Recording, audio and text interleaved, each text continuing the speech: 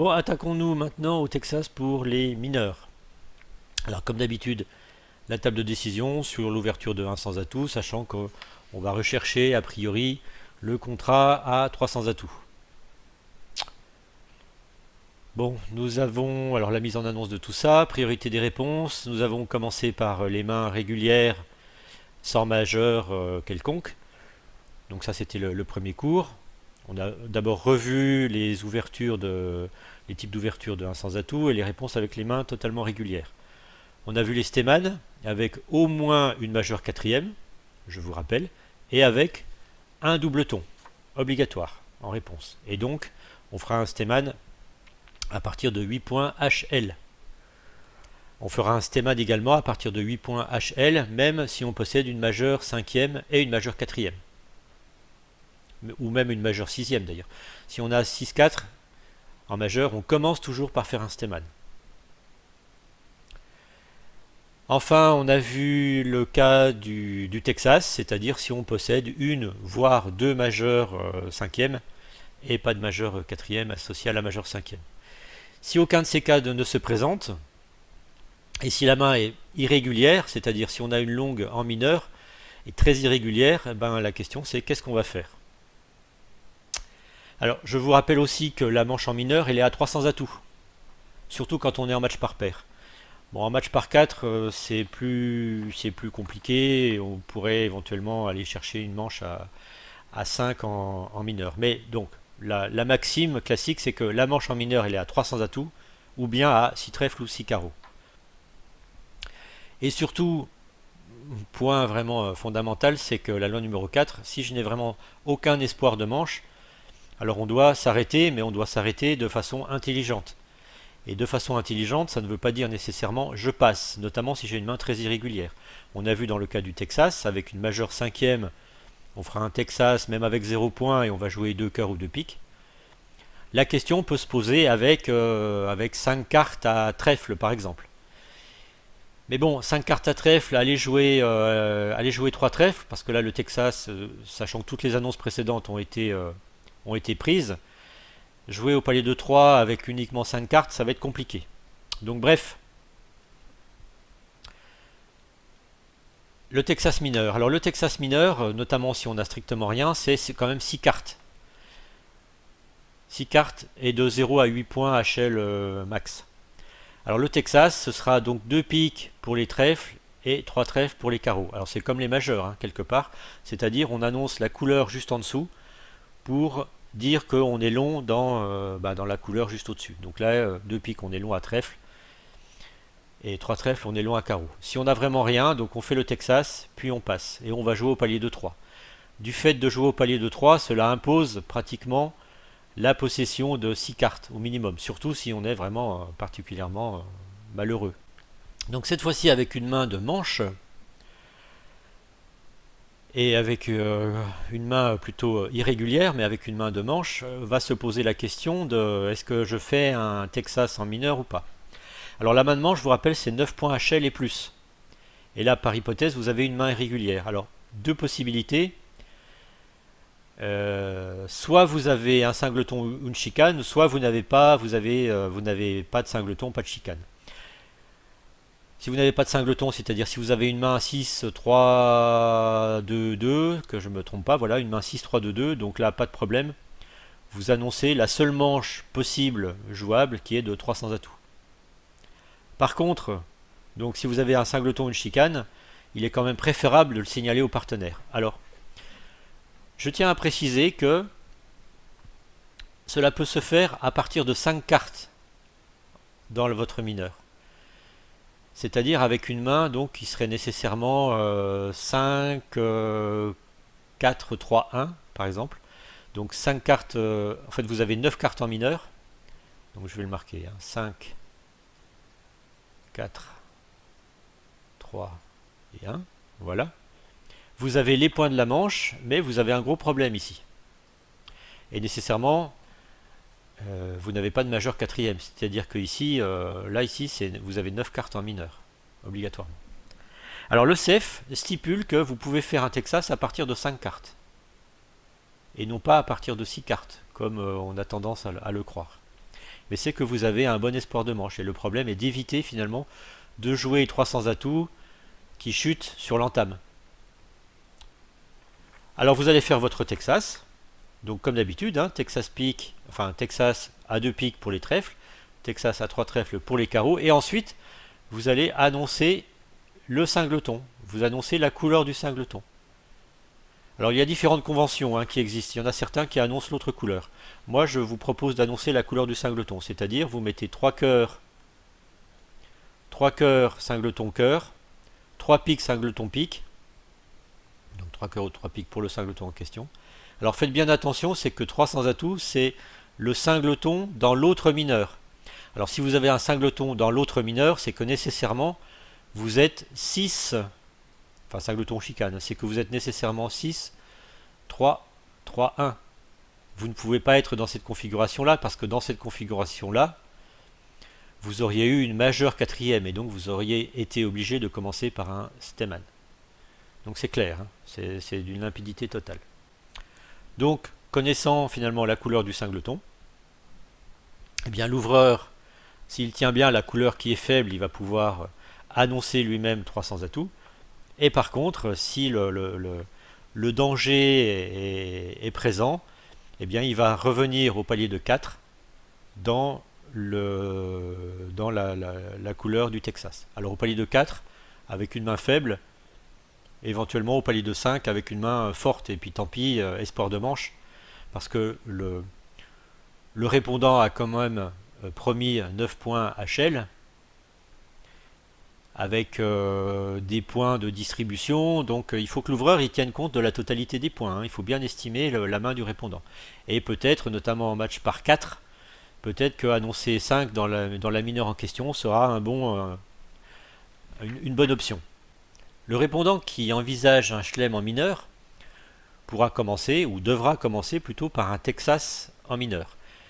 Et dans ce cas, le singleton n'est absolument pas obligatoire, ni même la couleur 6e. Il a une main riche, et autant qu'il annonce le plus rapidement possible qu'il possède une mineure 5e. Donc, il fait son Texas. Donc, singleton n'est pas obligatoire. Et ensuite, il pourra faire soit donc l'annonce d'un 400 atouts quantitatif. Donc finalement vous voyez qu'avec cette annonce il a décrit sa main. Partenaire, bon j'ai une main riche en points d'honneur et je t'ai annoncé que j'avais au moins 5 cartes dans la mineure en question. Ça peut être fort intéressant. Il pourra faire un saut. Alors c'est pas un saut d'ailleurs, il pourra simplement annoncer sa couleur au palier de 4, pardon, donc il dépasse le palier de 300 atouts, et là cette fois-ci ça promet 6 cartes, en principe il n'a pas de singleton. Et il pourra annoncer cette fois la couleur du singleton au palier de 4. Donc vous voyez qu'avec ces 3 réponses, la main du répondant est assez claire. Alors à la limite, ces deux annonces peuvent potentiellement être plus fortes que celle-là, puisque celle-là n'est pas forcing, alors que les deux autres sont forcing. Bien évidemment. Un autre cas particulier, c'est le bicolore 5-5 en mineur. Alors je vous en avais déjà parlé tout à l'heure, ou plutôt dans le cours précédent avec les Texas en majeur, puisqu'on avait vu le bicolore majeur également. Donc le fit est avéré, je vous rappelle. Donc comme il y a un fit, alors le fit est connu, c'est pas qu'il est connu, c'est qu'il est avéré. On ne sait pas encore dans laquelle des deux couleurs il y a un fit. Donc on va pouvoir compter les points HLD, et on pourrait être intéressé de rechercher la manche dans une mineure, notamment en match par 4. En match par paire, bon, le choix est un petit peu plus difficile, mais autant décrire sa main, et puis après on verra ce qui se passe. Donc dans ce cas-là, on fait un Texas.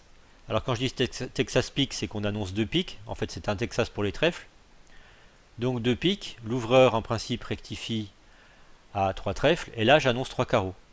Alors attention, 3 carreaux, il faut bien faire attention à ça, donc là je ne sais pas si j'ai mis le panneau danger par la suite. Mais ce n'est pas un singleton. C'est un bicolore 5-5 en mineur avec une main de manche. D'accord ? Donc une main de manche, c'est plutôt, je vous rappelle que la manche en mineur c'est 30 points HLD, donc c'est plutôt 15 points HLD. en réponse, puisque l'ouvreur n'en promet que 15 lui aussi. H. Alors encore une fois, je vous conseille aussi d'alerter cette séquence. Vous l'alertez, ça permet à chacun de comprendre, enfin de savoir que l'autre a compris. C'est-à-dire l'ouvreur de 1 sans atout, sur le 3 carreaux, il alerte. C'est pas celui qui a annoncé ni le Texas, ni les carreaux qui doit alerter. Sauf sur BBO. Ici, c'est l'ouvreur qui doit alerter l'annonce de son partenaire. On va terminer par quelques petits cas particuliers. Alors je crois que j'ai 2 cas particuliers. Alors le premier cas particulier, c'est ce qui ne marche. Alors avec le système que je vous ai présenté aujourd'hui, qui est le système du CEF, ce cas particulier ne fonctionne que dans le cas du Texas pour les trèfles. C'est-à-dire, je vous rappelle, le Texas pour les trèfles, c'est l'annonce de 2 piques par le répondant. Et en fait, il reste un petit créneau, il reste une annonce qui est l'annonce de 200 atouts. Chez l'ouvreur, bien sûr. L'annonce de 200 atouts, donc ce qui est une annonce forte, avant le rebid en principe obligatoire à 3 trèfles, l'annonce de 200 atouts montre au partenaire que voilà, on est maximum et qu'on dispose d'un gros honneur, au moins un gros honneur, donc on est fité, un gros honneur troisième par contre, pas second, un gros honneur troisième. C'est décrit, je crois que c'est décrit dans le CEF, j'ai pas vérifié. Si, maintenant je me souviens, c'est décrit dans le CEF, mais par principe, autant alerter. Autant alerter les adversaires qui ne sont pas tout le temps, enfin selon le niveau auquel vous jouez, qui ne sont pas tout le temps au fait de cette annonce. Enfin en principe, ils vous poseront la question, de toute façon. Donc ça c'était la première exception. Et la deuxième exception, le deuxième cas particulier, c'est sur l'ouverture de 1 sans atout, le répondant met directement 3 carreaux. Alors il met directement 3 carreaux avec bien évidemment 6 cartes à carreaux. Il n'a pas de singleton et il dispose de 8 HL. Alors bon, encore une fois, les points HL sont des fois difficiles, notamment les points de longueur sont assez difficiles à estimer dans leur efficacité. Et justement, on ne sait pas dans ces cas-là si les 6 cartes à carreaux vont générer beaucoup de levées. Les 6 cartes à carreaux peuvent générer beaucoup de levées si l'ouvreur a lui-même des cartes à carreaux et s'il y a des reprises de main chez le répondant. Bref, finalement, cette annonce de 3 carreaux est propositionnelle pour aller jouer la manche à 300 atouts. C'est-à-dire que le répondant, normalement, n'a pas suffisamment de points, mais si l'ouvreur est intéressé, il va pouvoir annoncer 300 atouts. C'est simplement, si vous voulez, c'est simplement pour vous montrer la différence entre la séquence 1 sans atout, donc 1 sans atout, hop, 3 trèfles, ici je rectifie à 3 carreaux, et là maintenant qu'est-ce que je dis? Qu'est-ce que je dis ici? Est-ce que les carreaux sont intéressants? Normalement, j'ai pas les points pour aller à la manche. Jusqu'à 8 HL, j'ai pas les points pour aller à la manche, donc normalement, je devrais passer. Et parfois, 300 atouts rentrent vraiment les doigts dans le nez, d'autant plus que l'ouvreur pourrait être maximum. Bien. Donc, pour pallier à ce cas particulièrement embêtant, voici la proposition d'une annonce, c'est 3 carreaux directement. Là, par contre, c'est pas du tout décrit dans le CEF, donc bien évidemment, il faut l'alerter. Obligatoire. Voilà, donc ça s'adresse à des experts et il faut alerter.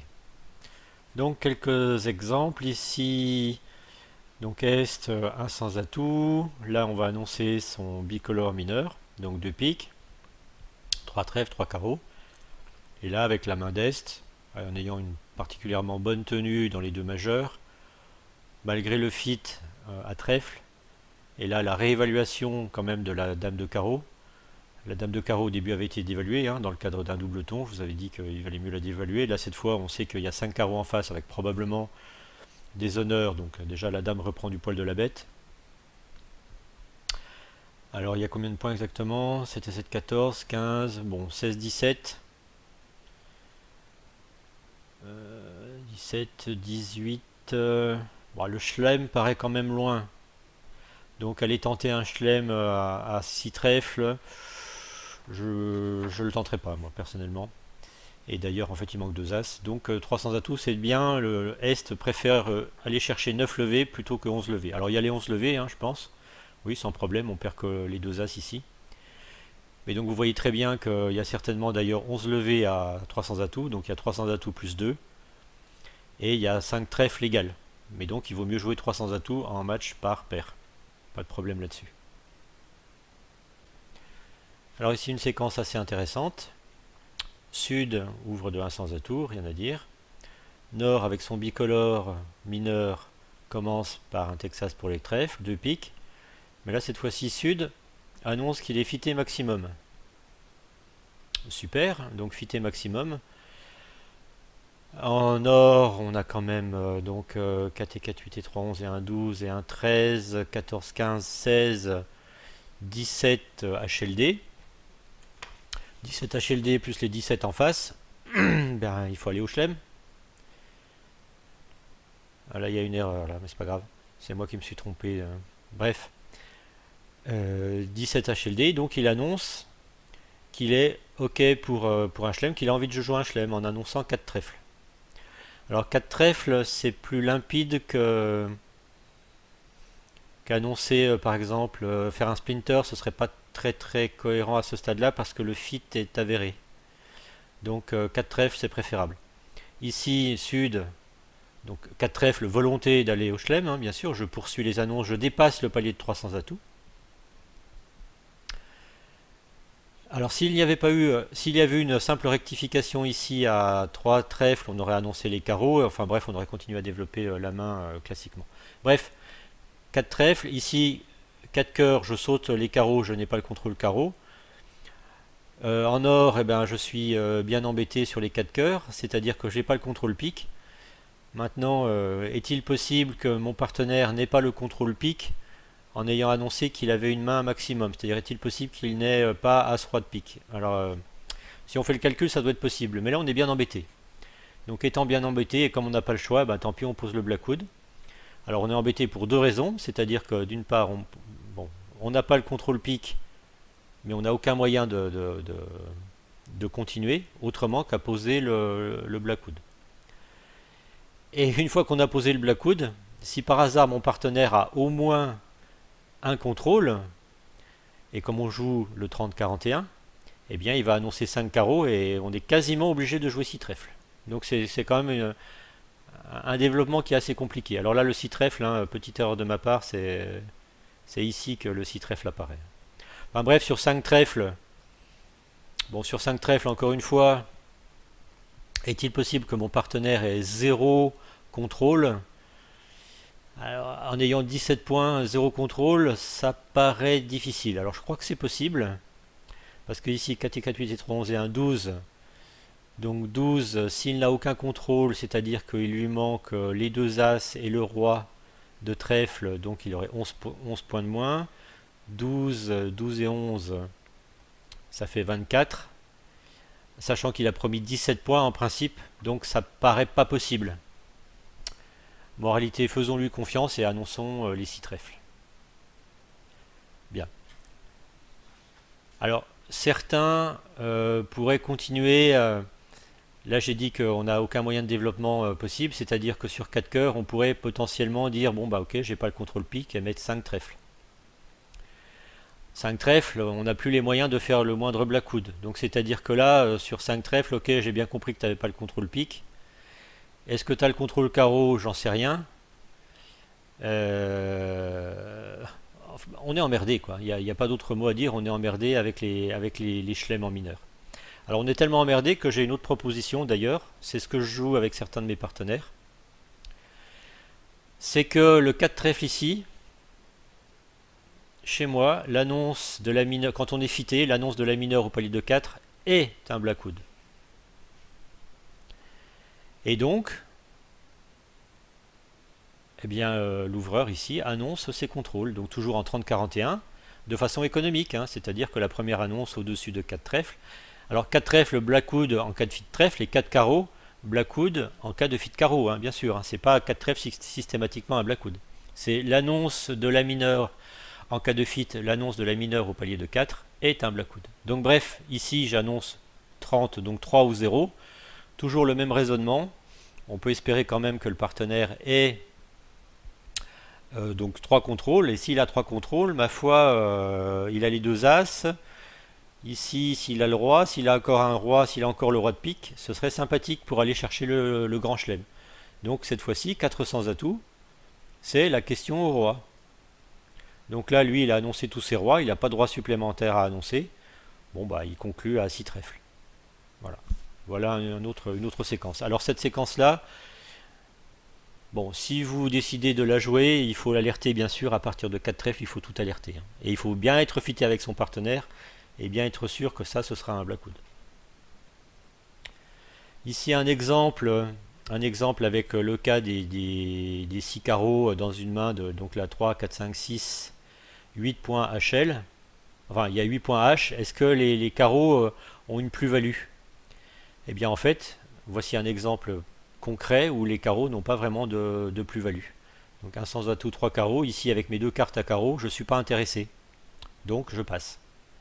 Et effectivement, le contrat à 300 atouts est loin d'être gagné parce que la reprise de main à cœur n'est pas évidente. Et puis il est évident aussi que Nord va attendre, va tenir. Parce que si le contrat de 300 atouts est joué, c'est-à-dire que si lui met 300 atouts, donc il y aura probablement un time cœur. Quand on voit la longue carreau qui s'affiche ici, Nord va tenir son as le plus longtemps possible. Donc il va attendre que la reprise à cœur, la seule reprise de main à cœur soit jouée pour lâcher son as de carreau. Moralité, ici à carreau on ne fera que 2 levées, c'est-à-dire que cette belle longue à carreau ne va générer que 2 levées, c'est tout. Encore un autre exemple, un sans atout par Nord, 3 trèfles Texas carreau, rectification à 3 carreaux, 3 sans atout, j'annonce le singleton trèfle. Ici je n'ai aucune tenue à trèfle, donc eh bien, je dégage à 4 carreaux. Et ici en sud, 3 et 3, 6 et 1, 7, 8, 9, 10. Annoncer 5 carreaux serait peut-être un peu optimiste, sachant que l'ouvreur ne peut avoir que 15 points et ne pas être fité. Donc on va rester prudemment à 4 carreaux. En match par 4, si Nord-Sud est vulnérable, 10 points. Peut-être qu'il faudra tenter la manche à 5 carreaux. Je ne sais pas si ça rentre d'ailleurs, la manche à 5 carreaux. Est-ce qu'elle rentre? On perd un trèfle, un carreau. Oui, elle rentre. Bon, bah c'est un miracle, mais elle rentre. Alors en match par paire, c'est pas raisonnable. Bon, en match par 4, il faut la planter. Voilà. Donc bah, c'est fini. Toutes les annonces et les développements d'annonces sur l'ouverture de 1 sans atout ont été vus. Le prochain cours, a priori, je pense que je vais regarder le cas du Rudy. Et on verra le checkback Steman ensuite. Et puis je vous dirai un mot sur le Puppet Steman au-delà. Voilà, à bientôt.